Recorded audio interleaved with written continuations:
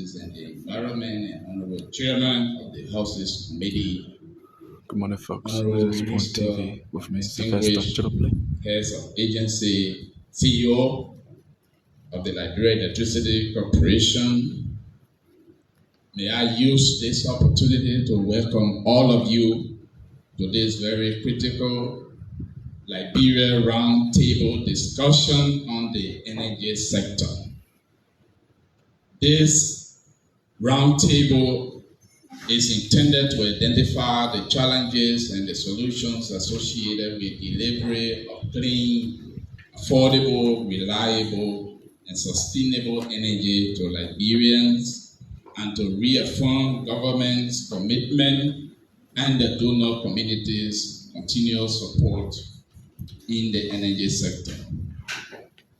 On that note, may I invite your kind attention as we deliberate during the course of this roundtable. And distinguished excellencies, may I also use this opportunity to welcome those of you who travel all the way from your different stations for this purpose, very important event. I want to thank you for your kind attention. On this note,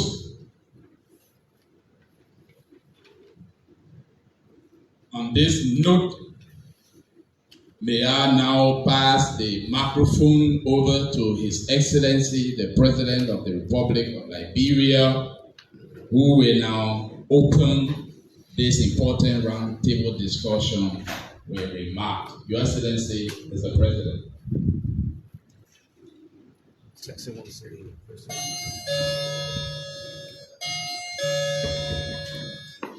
Thank you, Mr. Minister, distinguished ambassadors, representatives of our more valued energy sector partner institutions. Am I audible now? Thank you. The West African Power Pool, and in particular the World Bank infrastructure team in French, the energy sector minister, other government officials here present. I hope we do have some legislators here, if they are. The energy sector stakeholders and partners joining us online, and in particular the most valued West African Power Pool, our friends in the media, distinguished ladies and gentlemen. Pleasure to welcome you all to this energy sector roundtable. I'm delighted to see such an august representation from some of our more valued and long-standing energy sector partners. I'm not sure I can find enough words to adequately convey my warm and welcome to all of you. Let me kick off this roundtable with a firm confirmation that the energy sector is at the very top of my administration agenda. Everyone here today will wholeheartedly agree that without affordable, reliable, renewable power, it will be a tall order to achieve the growth and stability needed to elevate our people, the ordinary citizens of Liberia, out of poverty.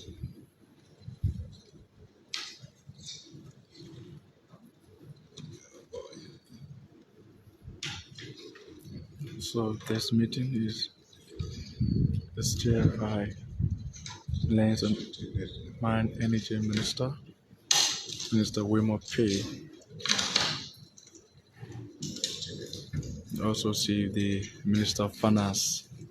Sorry about this. Minister Roman Kamara. AEC boss is also here. Minister of State Sylvester Grisby is also posted here. So the president is addressing Back in this delegation. 2016, when I served as vice president, I received a briefing on this St. Paul's Second Hydro and Mount Coffee extension project by a gentleman who I believe should be here today in this room. It was out of this historic rendezvous that the decision to redesign sign off the project feasibility studies with the West Africa Power Pool and the World Bank was reached. Today we formally, wholeheartedly embrace the opportunity to fast track and complete that critical understanding under my administration. So let me therefore say today that not a single shred of doubt in my position on the SP2 hydro project and the Mount Coffee extension. We believe in this project and we welcome it. Let no one here in this room or in future in the media or the social media doubt my commitment as I here today say we initiated this project back in 2016 when I was vice president and will do all in my power as president of this country to complete what we have started during my tenure as president. Let me also embrace and reiterate here that with the help of our partners, these projects will be delivered to the highest standard, international standard, and free of all sort of predatory political interference seen in the past. What we need for you here is to have confidence in us, our valued energy sector partners, and this means that we're going to all together achieve the building goal that we have set for ourselves. And the request for your assistance comes in form of a required international expertise to deliver the rapid scaling of our qualified Liberians selected on merit basis, and of course, critically, the level of funding needed for such transformation. Esteemed partners and stakeholders, be reminded that these are not just renewable development projects critical to all of us, but also critical and collective of the climate change obligations, and that it is the level of impact that they can have on the displacement of fossil fuel generation. They are also more than mere development projects. They are nation building projects, a huge priority of my administration. When the goal of the project is achieved, the impact will be felt across many sectors of our economy, including the commerce and the industry, the communication sector, the education sector, the health sector, agriculture, as well as in our domestic and regional stability, all which culminate into my arrest agenda. The previous acts of institutional pillaging will result to bad practice across the government and corruption practices we have witnessed throughout the government and in the history of our country. I can assure you will never be allowed as long as we hold the Liberian people together in our hands. As we interact today, I am fully aware and do understand that in the deep recess of our minds, development partners lies a justified concern for our capacity to prudently supervise the use of the taxpayers' funds committed to this enterprise, be they direct to us or channeled through our donors. This commitment is important priority, and as such, our energy sector leaders be expected to deliver to me regular personal briefing on the progress, the impediments, the challenges on a quarterly basis. By this, we hope to prevent slippages, delays, and other bottlenecks. I find it so disheartening to know that for the last several years, we have had to watch this critical sector subjected to some level of cronyism, corruption, and it defies all comprehension. Be assured, my partners, that my presidency and my administration will move deliberately and swiftly to squash any such tendency that serve primarily to enrich few people, destroying the lives of so many of our Liberians. I have been informed that it is only the last 2 years that the Liberian CEO and LEC management team have managed to establish a genuine position in partner confidence. This feat was engendered by diverse malpractice, the reduction in the power cap, some checks of internal corruption, as well as continued and encouraging evidence of good management. We all should be very proud that it was only under a Liberian management team selected and appointed purely on the basis of merit that such confidence was so successfully built. My partners, I want to strongly believe and hope that my records in higher levels of government and demonstrated integrity will build in you the confidence that we deserve to boost your trust and confidence in this process. I have made it clear to all sections and sectors of our government, including the management of LEC, what this administration stands for and for what we expect of them. At the very top of this list is integrity, and I say that integrity is zero tolerance for corruption and upholding the best practices.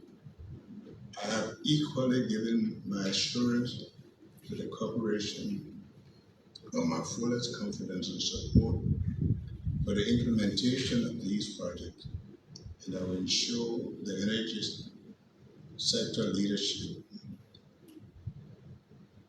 that tolerates none of the bad practices of the country. Distinguished ladies and gentlemen, permit me to make a few concluding remarks that enables the fastest possible delivery of the simple second hydro project at the maximum megawatt capacity achievable. By this, we will be securing the future underwritten an increased level of Liberian energy sovereignty. Second, that you look at the phase storage capacity of the VIA and the St. Paul River confluence that could finally help us overcome our dry season deficit.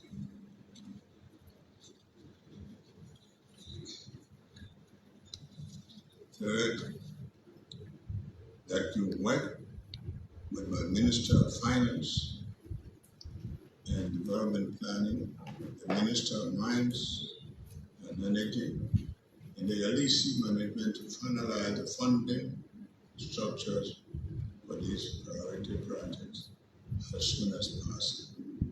The fourth,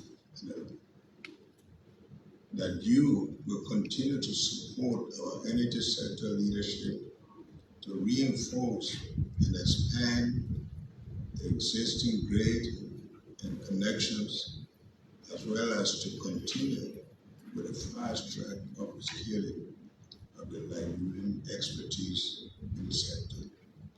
Finally, that you will inform me directly if at any time you become aware of any sort of signs of corruption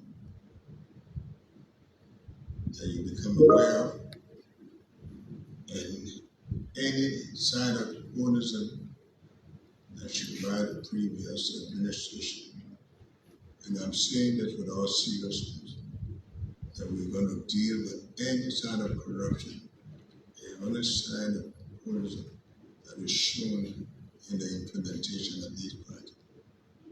Let me close and clearly state that here today that I will designate the St. Paul Second Hydro Project and the Mount Coffee Generation Project as strategic national presidential priorities. My motivation for these projects is, of course, the huge benefit that they bring to the ordinary citizen and the commercial sector of our great nation. It is also some small part driven by my recollection as Vice President in 2016, and I encourage the initiation of these projects, and I will now see them completed during my administration of the President of this country. So, I now invite you and key partners, my most valued energy partners, to work with us to deliver these projects that are great significant to our country and to our people for nation building. As I always say, my motivation comes from the fact that all of us here in this room, including our partners, when we do things, we should always think Liberia, love Liberia, and build this great nation. We pray for God's blessing upon all of us, and we ask God to protect our country. I want to thank you, I want to welcome you, and I want to wish you God bless you. His Excellency President Joseph Boakai welcoming the World Bank and other international institutions willing to work with the Liberian government in revamping the energy sector of Liberia. For your closing remark and the recommitment of your administration's commitment to improving the energy sector in collaboration with our donor community partners, and for recommitting yet again, as you have always done, your determination to improving the lives of our people. On this note, we will proceed to the second item, the third item, which is a statement by a few remarks by ourselves, restating the priority consideration, policy priorities as far as this government's commitment to the energy sector is concerned.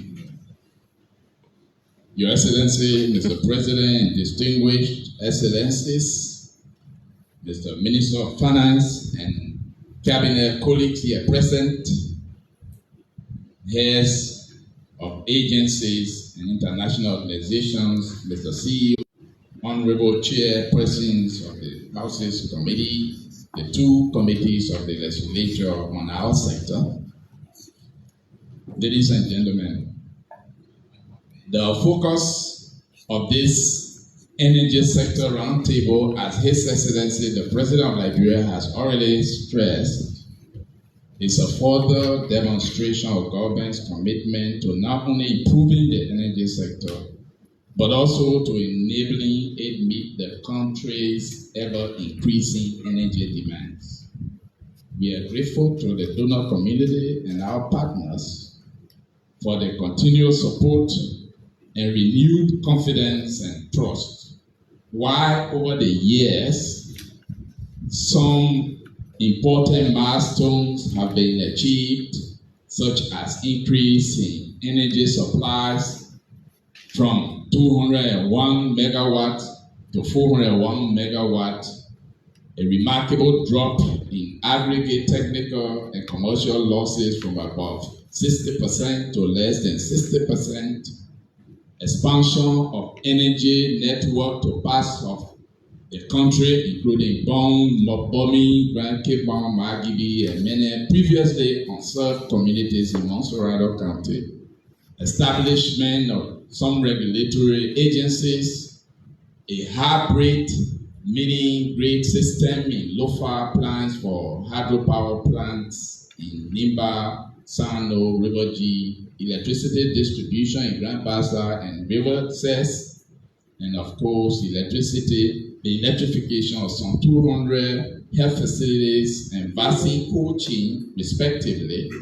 A lot more remains to be done to meet the country's growing energy demands.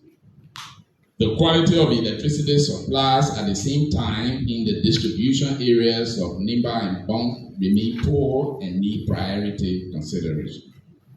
Corruption, as the President has rightly said, the lack of accountability, transparency, inefficiency in energy sector governance, and the awarding of distribution contracts, the interference from top-level government officials are still a major challenge that must be addressed if we must achieve the desired outcome. For this, the President has shown remarkable, strong, and unprecedented political will to tackle. His Excellency the President has also attached great importance and urgency to the need for expansion of electricity grid, mitigating network vulnerabilities, comprehensive and efficient grid management decentralization, maintenance of comprehensive and efficient grid management, development of renewable off-grid solutions, improvement and streamlining of regulations within the energy sector, increasing domestic power generation capacity, which currently stands at 104 megawatts, and note a full capacity, the 4 turbines at Mount Coffee Hydro Plant generates up to about 88, which will total to about 126. That increases our total domestic capacity generation. His Excellency the President, by presentation from rural and renewable energy, also on the renewable section of this forum. So I want to thank you, and may I now pass over the microphone. Mr. Wilmore Pate is the Your Excellency, Mr. Land President, and Energy Minister. distinguished Excellencies, heads of, and to you, an update on LEC's progress. So I would like to begin first by looking at our key performance indicators, which will cover from 2021 to 2023 actuals and our 2024 projected KPI targets. So we begin first with the trend of sales, and as you can see, from 2021 to 2023, which are actuals, sorry, can you go back? I think yeah, okay. If you can look at there, we started in 2021 with annual sales of about 27 million. And by 2023, we were up to $54 million for 2023. This year, 2024, our projection is to reach $83 million in sales, energy sales, this year. So which is a significant increase from 2021 to 2023. Energy generated versus what we have built. If you look at 2021, you can see a small portion of energy that was built, and as we go up, it increases significantly. And what accounts for this increase is the fact that we have reduced the level of power theft, allowing us to bill for more of the energy that we have generated. So as you can see from, sorry, you're going faster than me. Can you go back? As you can see from the graph, we have gone from the percentage of megawatts built from 34%, and we project up to 60%, which means a higher retention of the sales of energy that we are generating. Please go to the next. Our trend of commercial losses. As you know, this graph is one where we want to see the line going down. So we started from as high as 47.7% in 2021. And today, 2023, we were able to reduce that to 31.4%. Also set quite an ambitious target to reach 20.59% in commercial losses by the end of this year. And we are on course to achieving that. So by doing this, we are able to retain most of the sales of our electricity. Trend of customer connections. Please go to the next. So as you can see, we started in 2021 with about 142,000 customers. We ended 2023 with 282,000 customers. And by the end of this year, we expect to end this year with 366,669 customers. And this is the trend we are moving as we move towards increasing access to Liberians. This is a trend that we are happy to see. We also have KPIs on the trend of income for the year. So if you look at 2021, we had an annual loss of $21 million. In 2022, it was about 23 million. By 2023, when the Liberian management took over LEC, we cut the losses in half from 23 million to $11 million in 2023, which is a significant reduction. And this year, we will cut it down to 10.9, and we could have done a much better job, but we have started this year with a dry season where we are buying a significant amount of fuel that is affecting our financials. So this is our income statement for 2022 and 2023. You can see the actuals for the 2 years, an increase in energy sales from 24 million to 54 million. And if you look at our losses at the bottom, we had a loss from 23, we reduced to 11 million. 2024, which is this year, those are projections. We expect to reach total energy sales of 83 million, and we expect a net income of negative 10.9 million. At the bottom, we have a line that shows you how much we have spent on thermal generation, so fuel costs. In 2024, we are looking at $77.3 million in fuel costs. So if we did not incur that cost in fuel, you can see that our losses would have been only about $3 million. This is a statement on our CIE and Transco CLSG account as of January 2024. So this is very current. Total received so far since the activation of CLSG has been 6.1 million. Out of that amount, government has paid 800,000, 814,000, and LEC has paid out of its own revenue 5.3 million, leaving a balance of zero. So right now, we don't owe CLSG Transco anymore. Under the PPA, which is the current energy we're consuming from Cote d'Ivoire, our energy bill, total bill, has been $20.2 million. Of that amount, the government has paid 7.4 million, and LEC on its own resources have paid 10.1 million. So we have a balance to CIE of $2.6 million currently. Also at the bottom, we have the account on our legacy cross-border debt. As you know, from 2016, we've had electricity supplied to several border counties, and that legacy debt was about $12 million when we signed the power purchase agreement. Of that amount, $3.7 million has been paid by government, and we still have a balance of $8.3 million. We have approached the CIE to restructure this debt so that we can pay it over a 36-month period. And there has been a positive response to that proposal. So one of the things that LEC has embarked on as an initiative is to fill gap communities. One of the biggest problems we have in the Monrovia and urban areas is that there are many communities that have not been connected.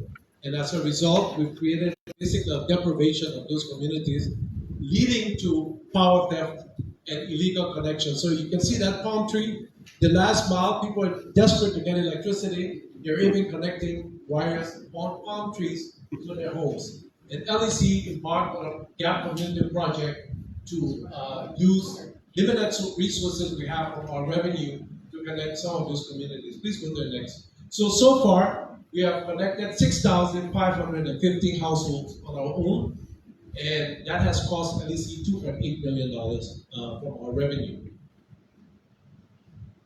So that's a picture of the actual gap community where we were installing transformers, and the evening, what it looks like, and we've done quite a good quality work, even though it's an LEC project on our own. We've maintained high standards of the work we've done.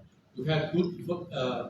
Now, this shows beneficiary communities which are in yellow, and then the existing gap communities. Those are the remaining gap communities that we still have to deal with. And you can see that there are quite a substantial number of gap communities. So this work has to continue. Please go on to the next slide.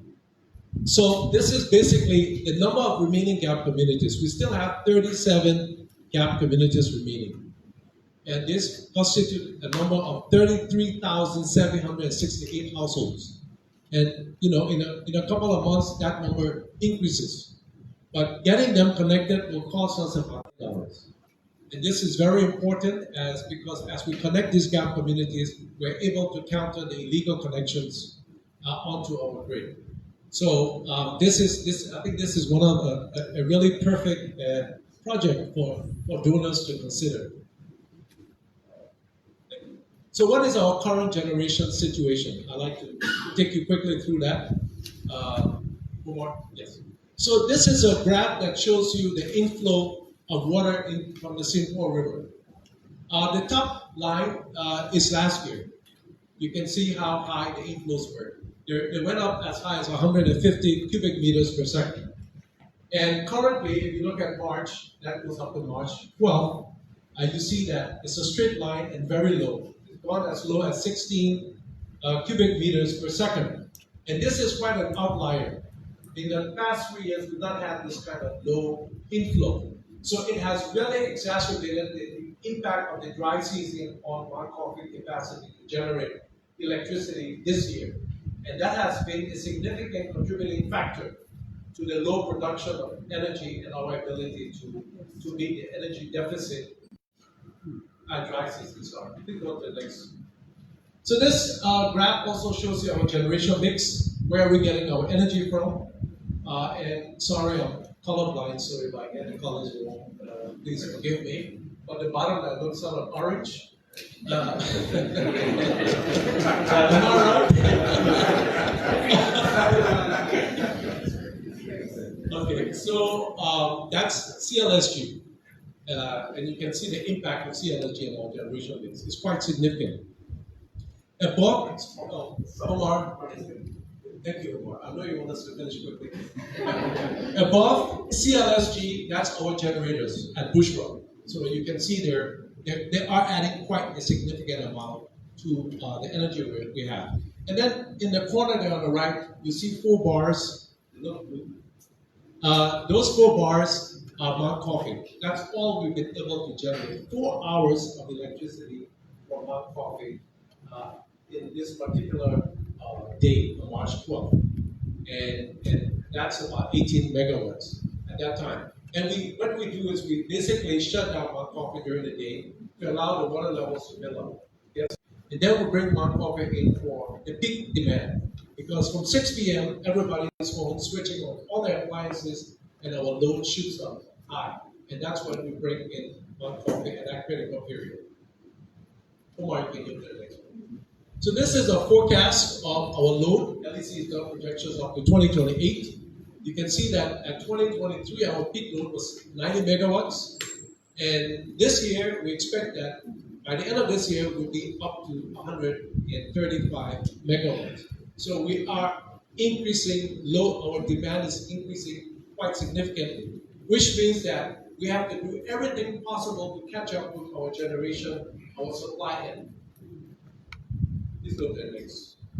So a quick summary of why we find ourselves in this electricity crisis. And Mr. President, I must apologize to you that you came in office at the middle of this crisis, and this is purely a situation that none of us have a control over.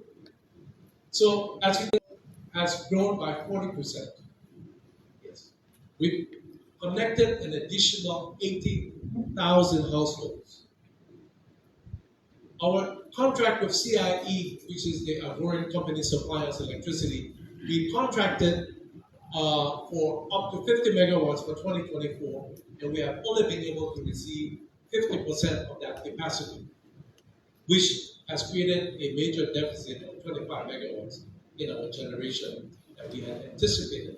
And His Excellency the President has made some interventions, and we are told that by April 1st, we'll have some increases in supply from Côte d'Ivoire to help us deal with this situation as well.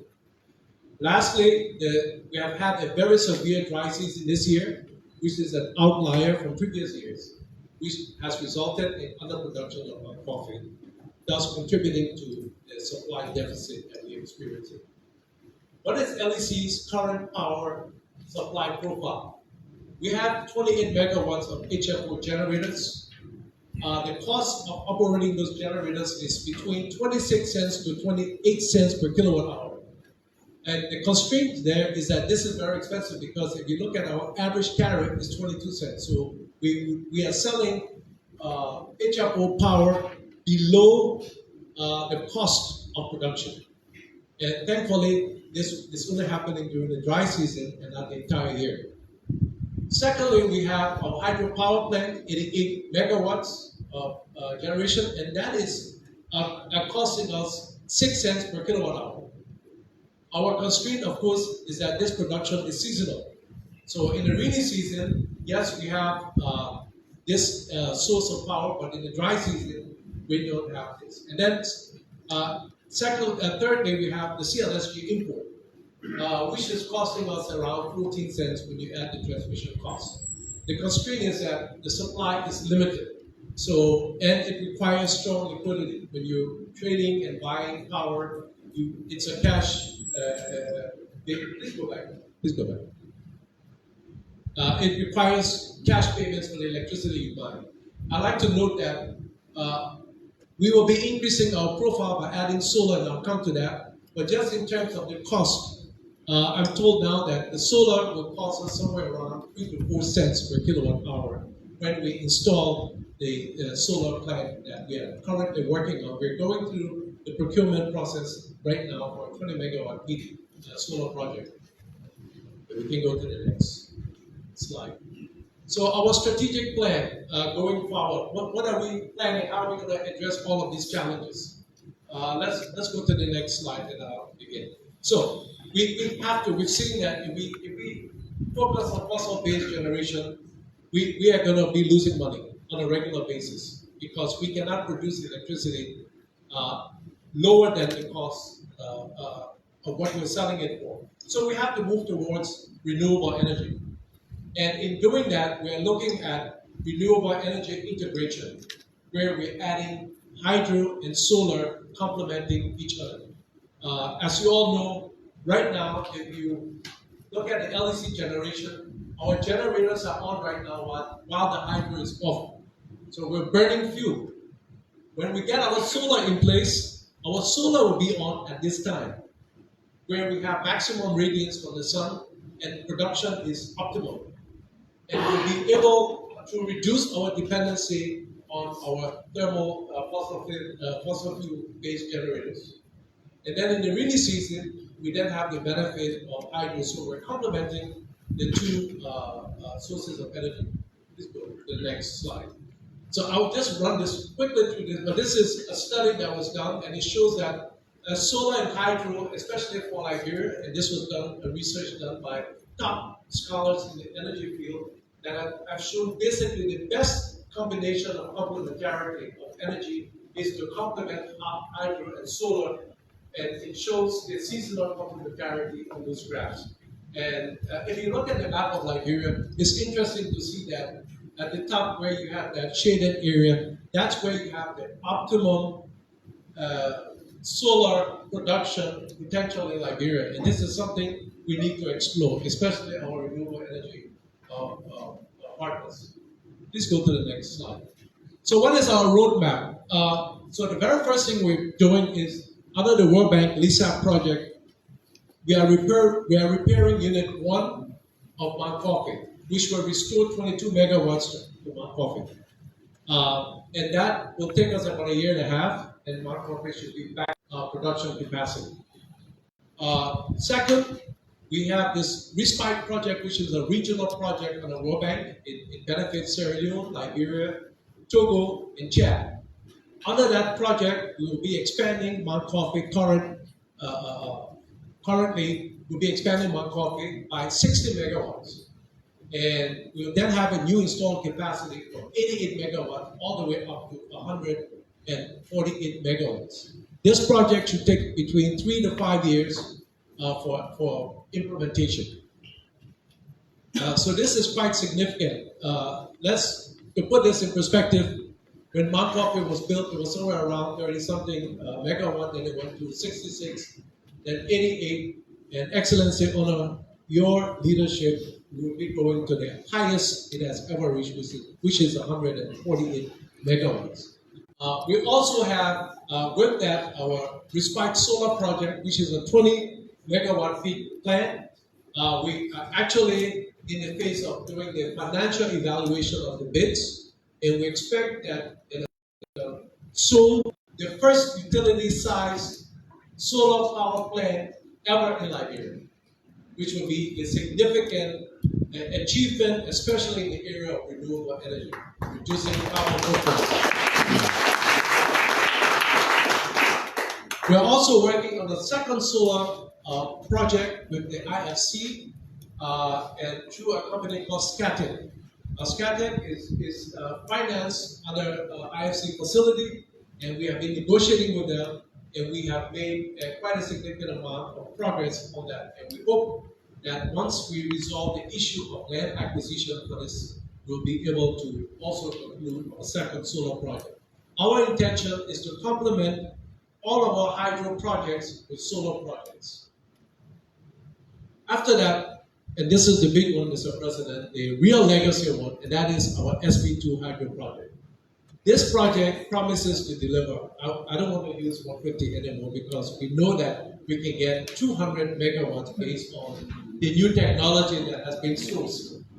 And right now we have a 50% conditional financing commitment for this project. And we have a task ahead of us to work with all of our partners to see how we raise the remaining financing to undertake this project. But with this project, Liberia will go up to close to 350 megawatts of solar energy, which means that we will be in the export business when it comes to electricity. Then, after that, our major strategic objective is to store the excess water that we get in our rainy season. Because once we can store water from the rainy season, we can then ensure that our hydro is optimized and this dry season problem will go away forever. It's a major investment at the confluence of the Via River and the Simple River. There have been reconnaissance studies done, optimization studies done, and this is where we want to build this reservoir where we can regulate the flow of water and resolve our dry season problem. We also plan, again, to add solar to all of these projects that we are looking at, Mr. President. So Liberia is going to reduce significantly carbon footprints. And one of the things that I'd like to say is that we've been contacted by several large industries in Liberia that are internationally owned. And they have told us that they have mandated from their head offices in Europe that they must reduce their carbon footprints, and they are relying on the LEC to provide that solution where they can switch off their generators. I'm going to skip this because we have a presentation, a more detailed presentation, but this is just sort of a concept design of the expansion of Mount Coffee. Please go to the next slide. So what are our major challenges? Of course, with everything we do, there are challenges that we need to work on. So our first major challenge, as everyone knows, commercial loss is power theft. And this is, we've set up a task force, we are working on it, and we are seeing results. And with those results, we are improving our financial standing and our performance. The second major challenge is the lack of public investment in the electricity infrastructure. Electricity infrastructure requires constant, regular investment, and we need to continue to do that. Of course, we have accrued quite a large bill from government. It's around 12.7. Mr. Minister, it's not your fault you met this bill, but it's something that, as a government, we have to look at how we address this. And speaking to the Minister of Finance, we are also trying to find solutions by looking at some government entities that can go on prepaid metering so that we control the waste in energy consumption. And that's, of course, as I've indicated to all of you, is the power supply gaps during the dry season. And as you can see, the solution is not an overnight solution. It will take us time, but every moment that we lose is lost time in solving the problem. And of course, our cross-border debt and our legacy debt are things that we are working towards. But these are major challenges that we are trying to find solutions to. And the President has said to me, you have our full support, whatever you need, please let me know. So I want to say to everyone here, a special thank you to the President for the commitment he has made to the energy sector.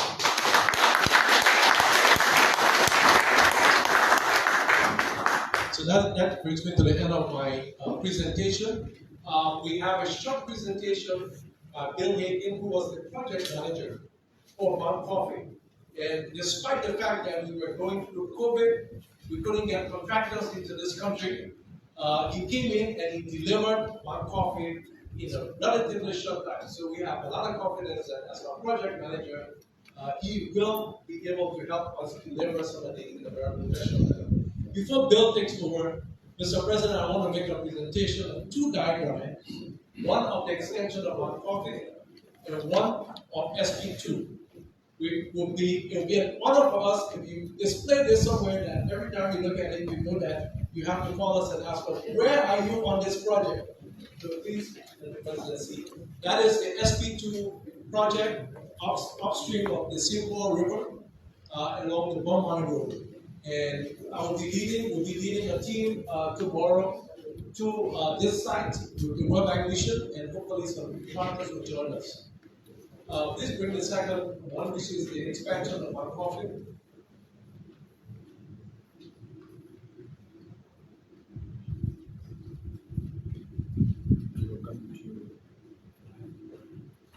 Mr. President, this is a diagram that shows you the expansion project for Mount Coffee, the design that we'll be pursuing shortly. And I cannot wait for the day that we move together for you to switch the expansion project. Thank you.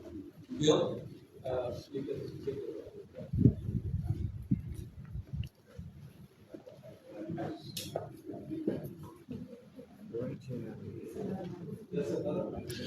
Munikata is LEC boss. He's just done with his presentation on LEC activities. I've just put together a couple of slides to introduce a little bit more information about the projects that we want to deliver. As you may know, Mount Coffee Extension, we've been able to improve the extended capacity to about 60 megawatts from originally 40. Over there?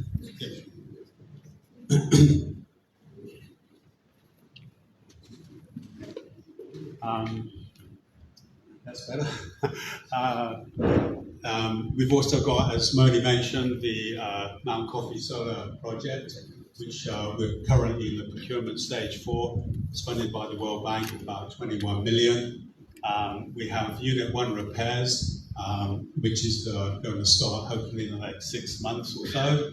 And then, of course, the big one is the SP2, which currently is in the feasibility stage. Mount Coffee Extension, Moni's already talked to this. Basically, it means extending the power station north in order to provide the room for 4 more units, 4 more turbines. That basically brings up the installed capacity of Mount Coffee from 88 to 148, which is about a 60% increase in installed capacity. But the important thing is that, as Moni demonstrated quite clearly, during the dry period we have a problem. So that's why we want to operate Mount Coffee together with the new solar project. That will maximize energy production during the dry season. During the wet season, we won't really need the solar so much, but we can still use it. And all 8 generators then will be going at full blast when there's enough water in the river. Next slide, please. This is an overview of the reservoir area on the left-hand side of the St. Paul SP2 project. And a section through the dam and a section through the power station there.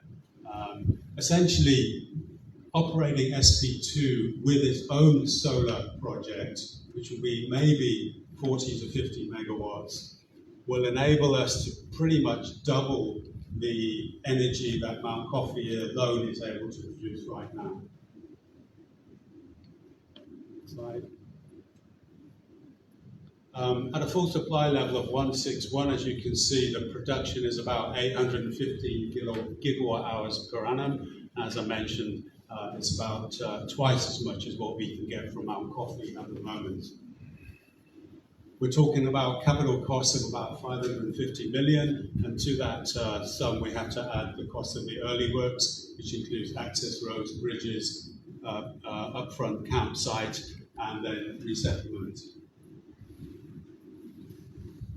This is a very schematic view of the dam itself, so you can see that sort of grey squiggly line is the dam wall. It's long, it's about 6.5 kilometers long. The dam is about 30 meters high at the moment. That may change over the next 6 months or so while we finesse the design more. Just to give a little bit of indication here about the planning side, as far as the Mount Coffee extension is concerned, as you can see, construction will start, we hope, around about the middle of next year. and we should be able to complete and commission the additional units at Mount Coffee by middle of 2028. The next slide talks about the solar project. As Moni mentioned, we're in the tender evaluation stage. We hope to be able to award that contract probably within the next 3 or 4 weeks, depending on how the negotiations go. And then we will start construction with the aim of completing that solar project by September, October of next year.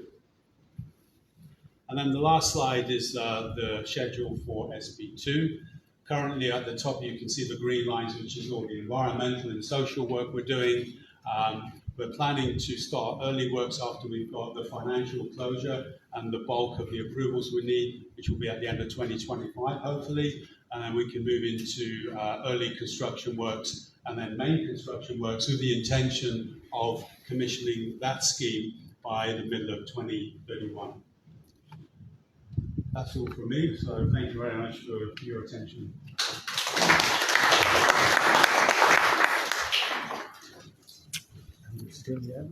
Thank you. I'm bringing you live. At this point, we will turn the microphone over to Rural and Renewable Energy Agency for their presentation.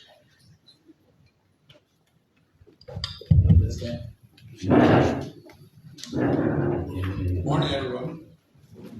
And Your Excellency, Mr. President, Excellencies, ambassadors here, most of the cabinet.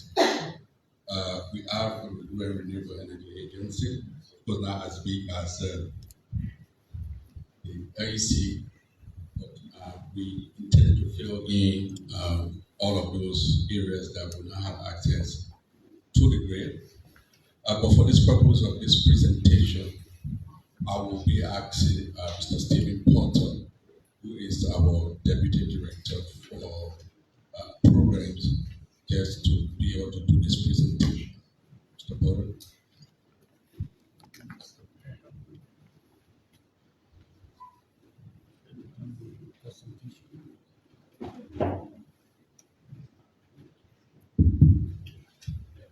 Thank you very much, Mr. Milway. And you have already set the platform, so I go straight into our presentation, which will be very short. We will be looking at what we hope to achieve, what we hope to implement to achieve universal access, and where we are currently, and the challenges ahead of us in achieving our results. Your Excellency, this little known entity called the Rural and Renewable Energy Agency was set up in 2009 as a prototype at the Ministry of Lands, Mines and Energy, and was legislated through an executive order in 2010. And in 2015, a legislation was passed giving us full-fledged authority to serve our rural population. We have a mandate to facilitate and accelerate the economic transformation of rural Liberia by promoting the development and supply of modern energy products and services in collaboration with the private sector. Our plan is guided by the National Electrification Strategy and the Rural Energy Strategy and Master Plan. Those documents were developed that are guiding us to achieve universal access by 2030, expanding about $608 million, trying to reach 1.1 million rural households. Through great densification, we anticipate electrifying about 0.77 million households which is about 70% of our targets, expanding about 401 million. Through mini-grid development, we hope to reach 0.126 or 126,000 households. That is about 11% of our rural population we hope to serve, expanding about 168 million. And for those who basically will need electricity for lighting and other minor purposes that are categorized as Tier 1, we hope to reach about 200,000 households, expanding about 38 million United States dollars.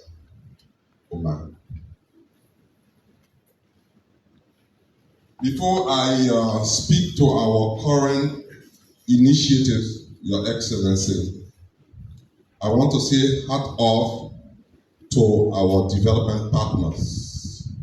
And I hope I'm not biased in not recognizing a particular donor partner. But first and foremost, I want to say hat off to the World Bank that engaged the government of Liberia to set up the Rural and Renewable Energy Agency.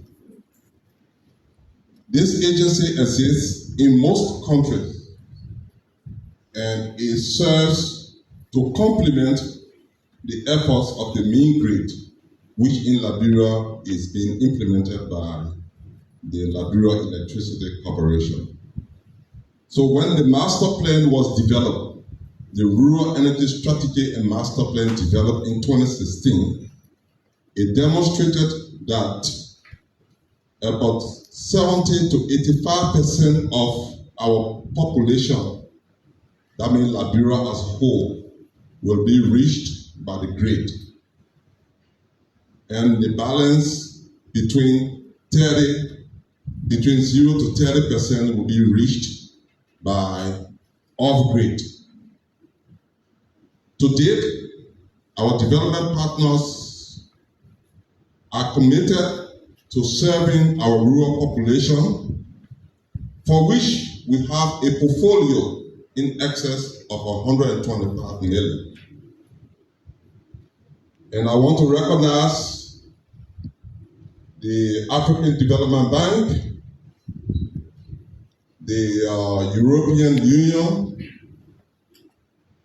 the United States government through its development agency USAID, the government of Sweden, the government of Norway, and other development partners. Like I said, if I'm biased, please forgive me for not recognizing you. But all of the development partners in the energy sector, and particularly in the rural areas, are demonstrating enormous support to rural electrification. The World Bank has two funded projects that we are implementing. One is called the Liberia Renewable Energy Assets Project that seeks to produce 2.5 megawatt of hydropower potential, 1.8 megawatt of diesel potential, and a distribution facility that will electrify, that will connect customers ranging from Vonchima, going through the corridor connecting to Kolahun and to Foya, and all of the major towns and villages within the corridor from Vonchima to Foya. We are targeting about 10,500 persons or households within those communities, not persons, but households within those communities. And we'll be expending about 27 million United States dollars. Of this amount, 25 million is a grant. And I want to say thank you very much to the World Bank for its support to this project. Another component of this project was a low-hanging fruit where we imported over 50,000 pieces of solar home systems, plug-and-play systems, all of which were disseminated since the beginning of this project in 2016, somewhere toward 2020. At present, the hydropower construction is ongoing, but we are looking at an increase in the cost of the hydropower plant. So we are currently conducting a study to determine whether the hydropower plant is our best option or whether to introduce solar. But we understand that government priority is to have the hydropower plant as a viable option. So these studies are currently ongoing, and hopefully within a week or two, we should have a determination as to the way forward. The African Development Bank is providing $33.74 million to develop 9.34 megawatt of hydropower potential on the waiting for. This initiative will inject its power onto the LEC grid. So the LEC will be the major off-taker, and it is anticipated that this hydropower plant will sell electricity lower than Ivory Coast. And so we see this as a very potential hydropower site for the production of energy.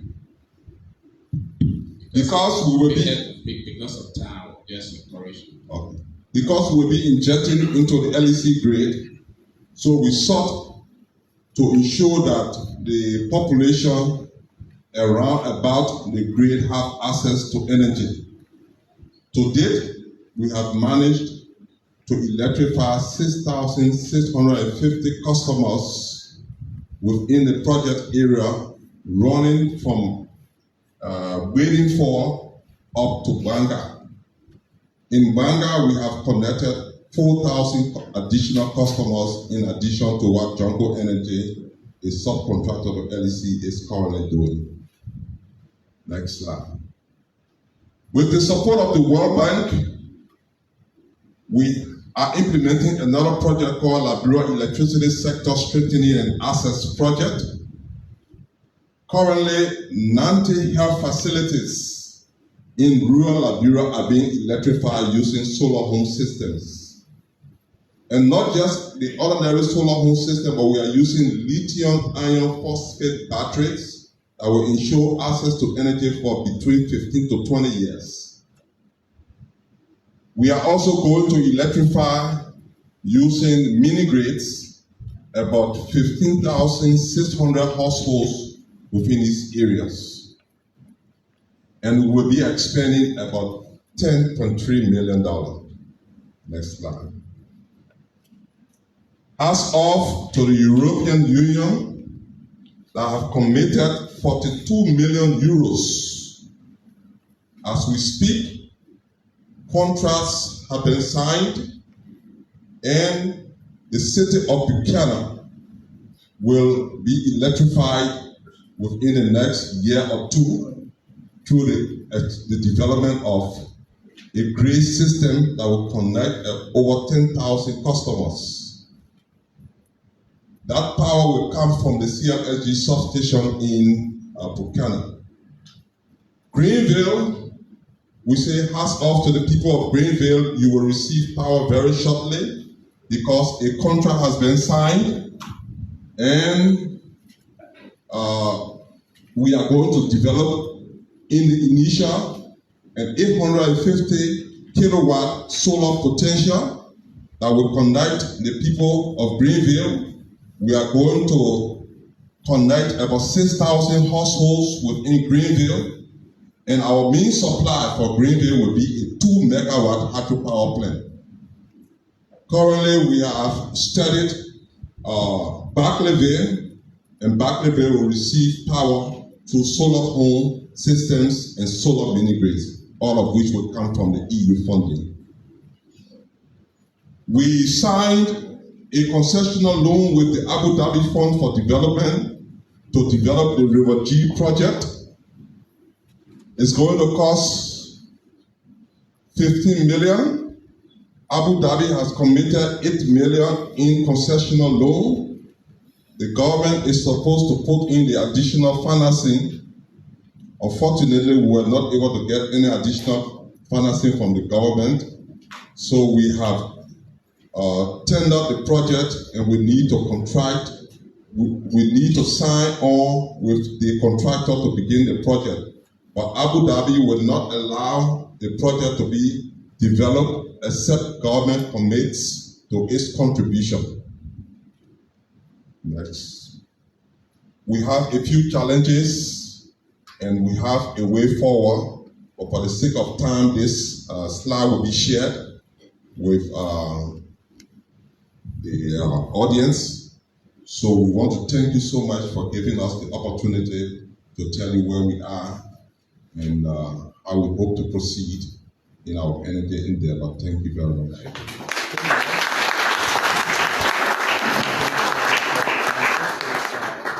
We thank the REA for the presentation. We now move quickly to a presentation from the World Bank.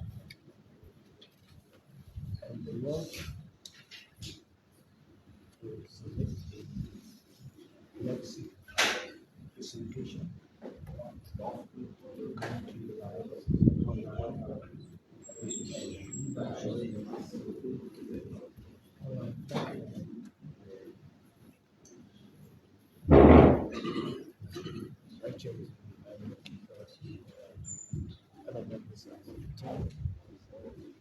Joseph Blackie.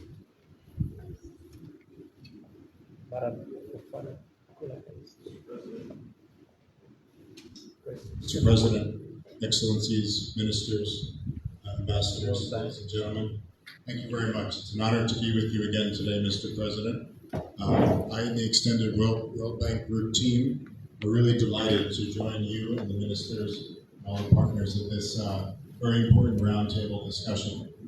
It's a welcome opportunity to hear about your government's vision and ambition for scaling up energy access for Liberians. Your vision for the energy sector and your commitment to it are very clear, and you made that crystal clear this morning to us. We very much welcome your prioritization of the energy sector for the development of Liberia. As you rightly said, cheaper, more reliable electricity supplies are needed to fuel economic growth of the country. More specifically, energy is needed to power higher growth rates, more equitable growth, greener growth, and more resilient growth. Next year's GDP growth is projected at 5.4%, and 2025 is projected at 5.8%. These rates, Mr. President, if achieved, would be the highest GDP growth rates in Liberia since 2013. We look forward to supporting you to achieve these rates and hopefully even higher ones to continue lifting Liberians out of poverty. The current poverty rate stands at about 35%, and I'm sure we all agree this is much too high. Our discussion today comes at a pivotal time for Liberia. Your administration faces a unique opportunity and challenge to accelerate development progress, and we very much hear your high level of ambition and your impatience with slow progress. Ambitious action and catalytic investments will be essential, rooted in sound policies and institutions governing the energy sector. It's music to our ears to hear you talk about good governance and zero tolerance of corruption. As you know, corruption and opposition from vested interests are unfortunately common characteristics of energy sectors in many countries.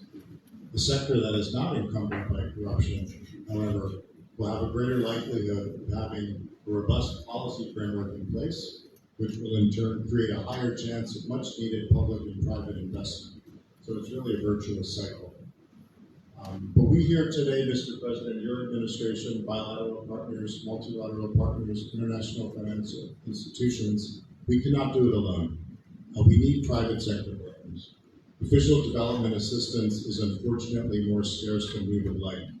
So stepping up the energy agenda and meeting the investment needs that have been outlined by the colleagues very effectively this morning will require the private sector in a significant way. I'm very pleased that our IFC colleagues are here today. Mr. Dan Croft, our infrastructure manager based in Abuja, and his team. And they will look at how the IFC can leverage private sector financing for the sector. And we're very hopeful. I'd very much like to see a really innovative International Development Association, International Financial Corporation partnership in Liberia. That could be something that the rest of the world could really emulate. We look forward to building on the World Bank Group's long-standing partnership to deepen engagement in this critical sector. We believe that the transformational St. Paul River 2 hydropower plant can play a pivotal role in scaling up delivery of affordable, reliable, and greener energy for all Liberians and fostering economic growth. In closing, Mr. President, we look forward to deepening our partnership with Liberia, including on the energy agenda, but in many other sectors as well. We hope that today's high-level gathering will be the first among several high-level engagements over the next 6 years, critical to drive this agenda forward for all Liberians. Thank you very much.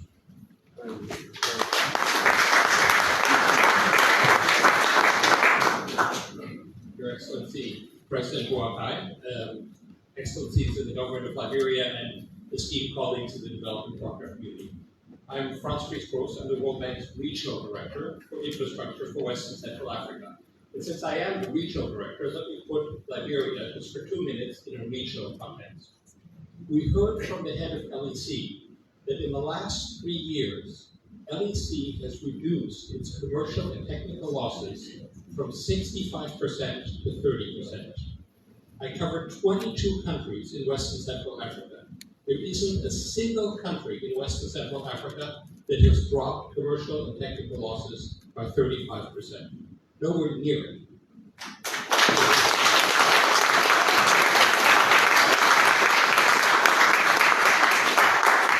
So 30% is still high, and I know LEC knows that and is working on it. But what you've achieved in the last 3 years, there is no parallel in West and Central Africa. It's outstanding. I have 2 more points. The second one is on coverage. Now, Liberia's coverage, Mr. President, you were very eloquent about this. The goal, of course, is to make sure that every Liberian has access to electricity. It's a noble goal and an important one. Right now, Liberia stands at about 33%. In Africa, in West Africa, overall, we're at about 52%. So if you look at that, you can say, oh, how sad. Liberia is 20% below the regional average. But you've been picking up and catching up at a fast pace. 1 decade ago, you were at 13%. So in a decade, you've added 20 percentage points of coverage. The average rate at which coverage has been growing in Africa since 2000 is about 10 or 12 percentage points per year, per decade. So in the last decade, you've added 20 at a time when the continent overall was adding 10, 12 percentage points. So you're at a relatively low access level, but you're catching up, and that's the important thing. You're catching up, and you're catching up fast. And a lot of that catch-up has been due to grid extensions. I think Bonnie mentioned 80,000 additional connections just in the last 3 years. You're catching up fast. The third point, and I'd like to leave it with that, is St. Paul 2. It's either the most ambitious or one of the most ambitious pieces of infrastructure in the long and distinguished history of this country. And I was so gratified, Mr. President, when you said, we need to do this, we need to get the best technical people, put them in a preparation unit, and let them work. Let them work without political interference. You used the word cronyism, political interference. Spot on. You've nailed it. Thank you for that, because that's exactly what this project, which is the most ambitious, or one of the most ambitious, ever undertaken in this country, needs to succeed. We had a great presentation just now from the Rural Electrification Agency. If we want to get from 33% coverage to 100%, 70% of those extra people are going to have to be connected by grid. And the only way to connect them is a strong LEC and cheap power.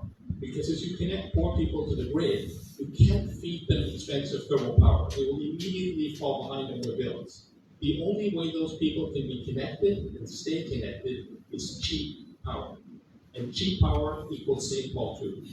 Now, St. Paul 2, $550 million, we, the World Bank, on the public and the private sector, will lean in. I'm here next to Dan Cross, my private sector colleague. We're going to try to find as much private financing for St. Paul as humanly possible. But I also look at my colleagues in the development partner community. We need all of you.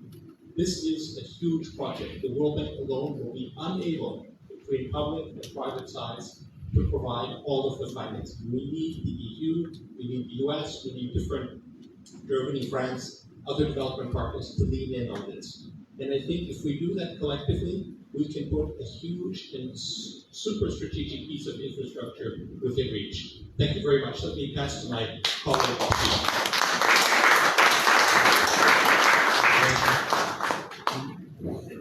Thank you. Your Excellency, I have a brief presentation. I promise I will not take long, and just compliment. I wanted to go a little bit back, that we go a long back. When we started with Walker Hydro Dam, and that is the exact location where we have Mount Coffee. It took us 40-50 years, but we were there in 1967 when this project was done, and we are here once again helping you on extension. This is just a pictorial way of saying that how we are committed to helping you across the entire energy sector value chain. We are there with you on coffee. We are there on all the transmission investments that are extremely important to connect people. We are there in Lofa County. I believe you come from there. We will make sure that all the 50,000 people there have a connection to hydro solar. We are partners in CNSG, where I have to say we are just coming from Sierra Leone, and they were asking to rate 25 to 50 megawatts, we can't get more than 10. And we said because they can pay, as you heard from LEC, and you can pay because you are connecting the action.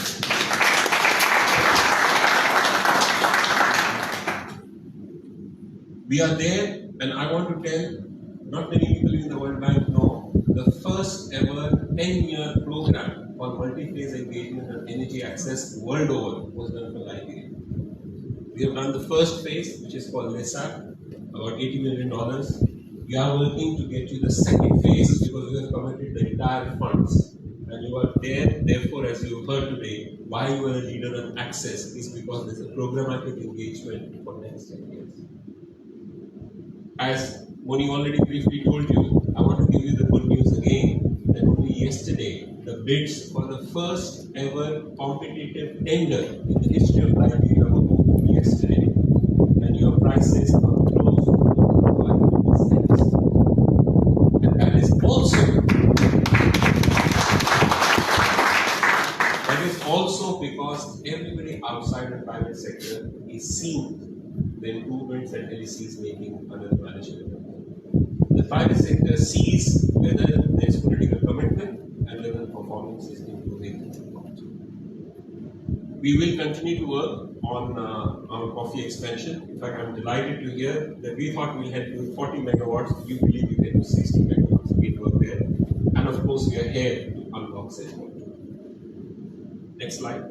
So, I think you have heard a lot. I'm not going to go into the details, but I want to tell what is a big strategy, how we want to help you under your able leadership. And you said it very nicely. First is how can everybody get the access? It will require a lot of money. Unfortunately, a lot of resources and a lot of donors will have to come together, as Rob said. It requires, in our estimation, upwards of $700 million just to provide last mile access based on 70% grid and 30% off grid. You will need a lot of renewable energy expansion. The bill of that, beyond St. Paul VR that Moni talked about, will be upwards of $1 million at least. And of course, what holds everything together is a commitment you mentioned very clearly on the political side, governance, autonomy to the utility, and the speed and transparency with which you go. I will very briefly in a minute each just talk about, next slide. I've already mentioned to you on this. I don't think I need to talk about this. This is about energy access.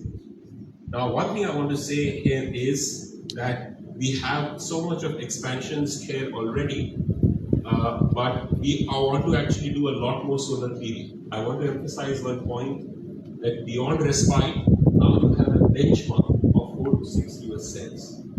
Tomorrow, if there's any private bidder, of course it will be slightly more expensive, but you have a benchmark on which you can work. And there's a lot more of solar that is possible, whether in St. Paul and other places that will continue. Next slide.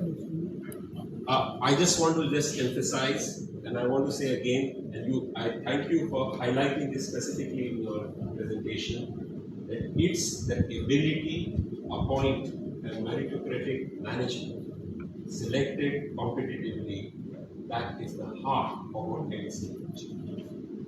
And my request to you is, you are a role model.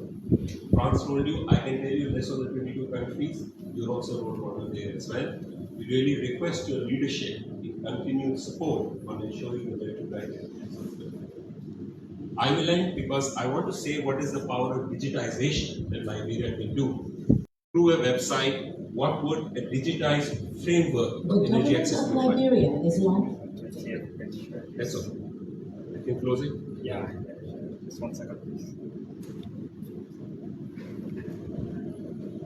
Expansion of services with the availability of reliable and affordable electricity. We invite you to explore the Liberia National Geospatial Modern Electricity Access for. As Rob said, we cannot do it all alone, so we've got our IFC colleagues. With their permission, I'm going to ask IFC to speak. Thanks, Ashish. My name is Dan Croft, Regional Industry Manager for Infrastructure of International Finance Corporation. Your Excellency, thank you very much for a very inspiring morning. This is my first visit to your country. It won't be my last, I can assure you. But today, it fills me with confidence that there will be a lot of private sector interest. It's often tempting to think the private sector won't come. The kind of topics that you've talked about today on transparent processes, integrity, strong local management, we've heard about loss reduction, we've heard about excellent project implementation on that. This is what attracts them. There is actually plenty of money out there, but it's a bit of a competition. The countries that deliver things like that move to the top of the list. They attract the interest of credible sponsors, they attract the interest of credible financiers. So although that 50% funding gap looks sizable, I'm pretty confident that there's something that the private sector can do to help. And I look forward to doing everything that I can with my team, working alongside colleagues at the World Bank Group and other development partners to make that happen. Thanks very much.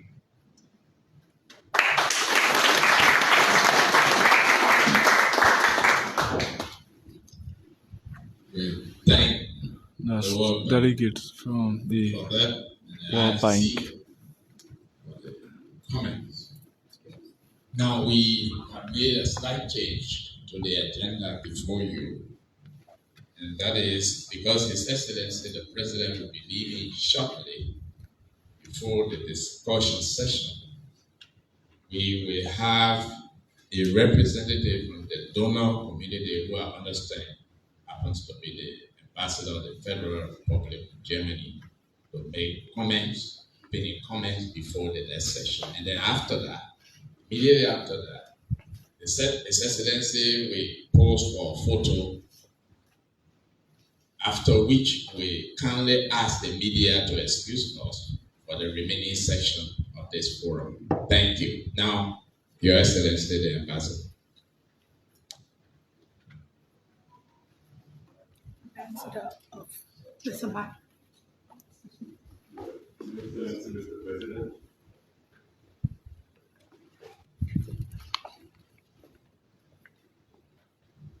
Your Excellency, Mr. President, honorable ministers, representatives of the legislature, heads of agencies, colleagues, ambassadors, representatives of the World Bank, international organizations, It's an honor to be able to speak to you, to the audience, on behalf of the community. And I remember that we were assembled here on the 18th of May 2022 in this tea house. And it was a crucial moment because it gave a start to the new management of the LEC. It gave a start to the decisive fight against power. And the figures were mentioned several times.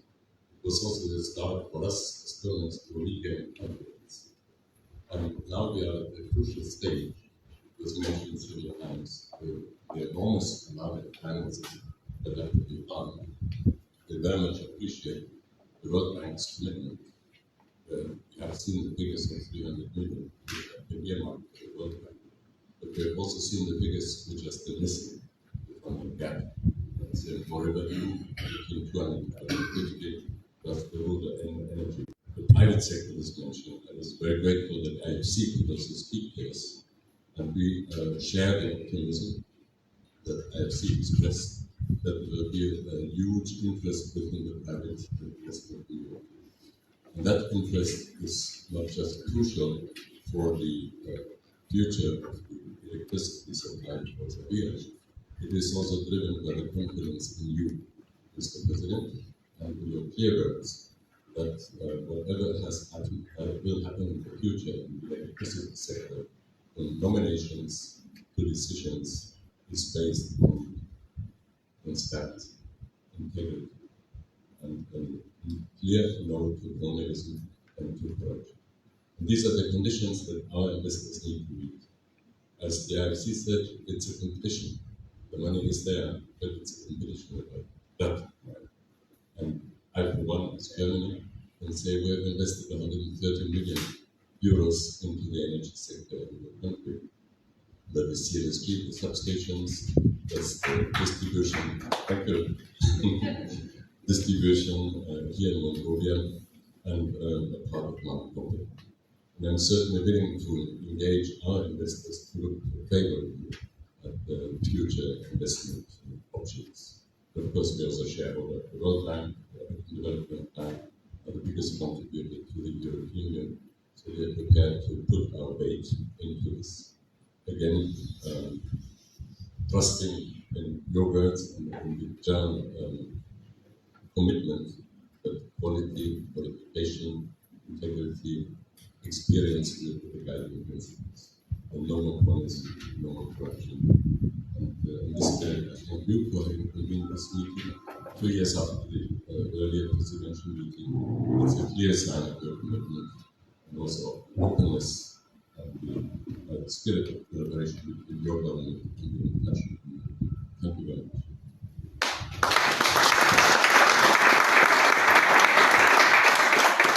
German Ambassador to Liberia there making remark here at the roundtable discussion with His Excellency President Joseph Boakai and the LEC, World Bank, and other institutions. Thanks so very kindly for watching. I'm Sylvester Chirople.